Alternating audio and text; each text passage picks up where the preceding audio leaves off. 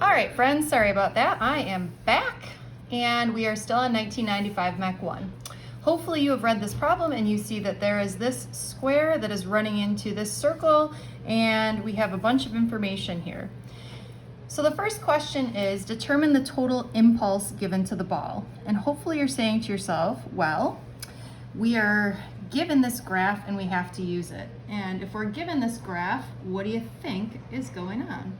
Well, I guess for me, I would say we know that the area under the curve is equal to the impulse. So let's go ahead and calculate what is the impulse or the area under the curve.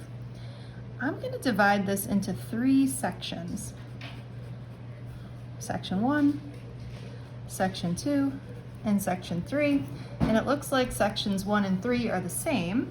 So for me, I'm going to say that the impulse is equal to the area. And specifically, I have 2 triangles, or 1/2 base times height, and 1 rectangle, or 1 length times width. So these 2 sort of cancel, and I really am going to take the base of the triangle, which is 4, and the height, which is 2, plus the length, which looks like 2, times the height, which also looks like 2. Now do you see here that we've got times 10 to the negative 3 and times 10 to the 3? Well, because of that, we can just sort of cancel these out. So don't worry about those at the current moment. All right. So this one says, so if we take 4 times 2, this is going to give us 8.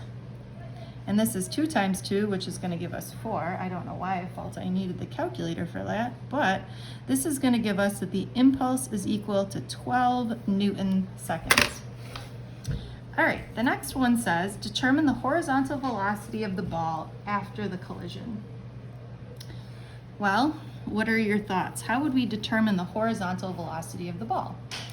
Well, this is just like the last problem that we did, where we could use the impulse momentum theorem and the fact that the impulse that we just calculated must be equal to the change in velocity. And again, we said the velocity is equal to the final velocity minus the initial velocity. But as you remember, the ball is initially at rest. So we really can take the mass of the ball, which is 5, and find its velocity.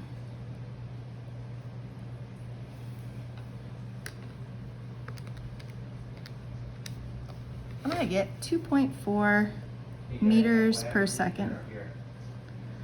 All right, next one says, determine the following for the cube immediately after the collision, its speed and its direction. All right, so similarly to our last problem, how do you think we could find the velocity of the cube immediately after the collision? Well, I'm thinking we got ourselves an inelastic collision, or we can do m1v1 naught plus m2v2 naught equals m1v1f plus m2v2f. So before the collision, it tells us that the block, which has a mass of 0.5, is traveling at 26 meters per second. And we know that the ball is at rest. After the collision, the block, we're looking for its speed, but the ball, which has a mass of 5, we know has a velocity of 2.4. So let's calculate. Here we go. 0.5 times 26, or I get 13, is equal to 0.5v plus 5 times 2.4, which gives me 12. All right, this is good news, right? Because if I subtract the 12 over to this side, I get 1. 1 divided by 1/2 gives me 2.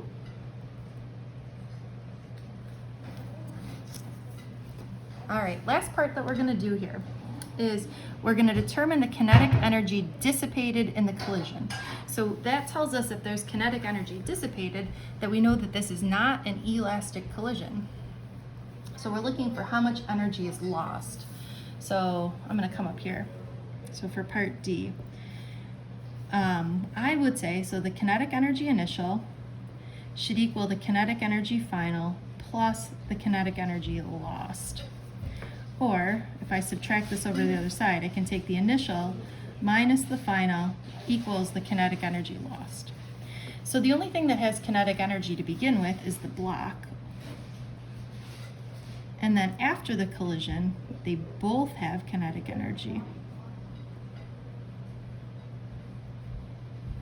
All right, so I'm gonna do 1/2 of 0.5 times 26 squared minus 1/2 of 0.5 times, we know its velocity is 2, we just calculated this, minus 1/2 of 5 times 2.4 squared is going to equal our kinetic energy lost. So here we go.